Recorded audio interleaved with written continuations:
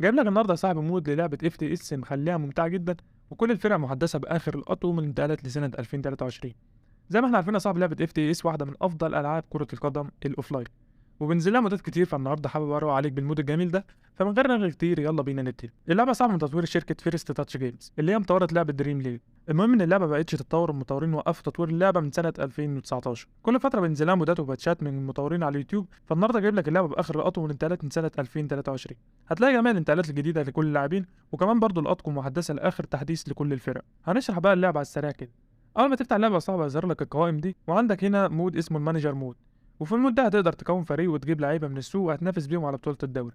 ولو جيت بصيت على القائمه التانيه يا صاحبي وهي الجيم مود، هتلاقي فيها وضع كويك ماتش ووضع بطوله الكاس، وكمان في وضع الهيرو او الستار بلاير. وفي الوضع ده هتقدر تلعب بلاعب واحد فقط داخل اي فريق بتلعب بيه. وليكن انا هختار فريق البرتغال دلوقتي وهختار كريستيانو رونالدو. هتبدا الكاميرا تظهر لي كادر رونالدو فقط، ومن هنا هتبدا تقوم بدور واحد فقط وهو الهجوم او صانع اللعب، لانك هتتحكم فقط في اللاعب اللي تختاره. ولو خرجت بره على القوائم تاني يا صاحبي هتلاقي وضع اسمه ديلي ماتش تشالنج، وهنا هتقدر تلعب مباراه اونلاين ضد ناس حقيقيه. وبعد كده يا صاحبي موجود قائمه الكاستم داتا، وهنا هتقدر تغير في اسم اللعيبه واسم النادي وتغير في شكل الاطقم وكده، وكمان تقدر تغير اسم ولوجو الدوري اللي بتلعب فيه. واخر قائمه وهي البروفايل، وهنا هتقدر تغير في اعدادات الكنترول واللعبه واوضاع الكاميرا وكده.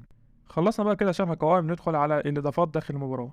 لو ضغطت يا صاحبي على الشاشه على اليمين كده هيظهر لك قائمه فيها 3 اختيارات. اول اختيار ده وهو اختيار القناه الناقله للمباراه، وموجود عدد من القنوات العالميه. ولو ضغطت على الاختيار التاني يا صاحبي هتقدر تغير السكور بورد بتاعه المباراه، وبرضه متاح عندك عدد من السكور بورد الدوريات الخمسه الكبرى. اللعبه صعب فيها مميزات كتير زي انك تقدر تلعب على 60 فريم، وكمان كاميرا البي اس 4 موجوده في اللعبه. طبعا مش دي كلها المميزات، لكن في مميزات تانية اكتشفها بنفسك. اللعبه جميله جدا يا صاحبي، ممتعه وفعلا تستحق التجربه. ولو حابين ننزل لعبه شات او مودات كتير ما تنساش تكتب لي في التعليقات تحت وانا هنزل لها.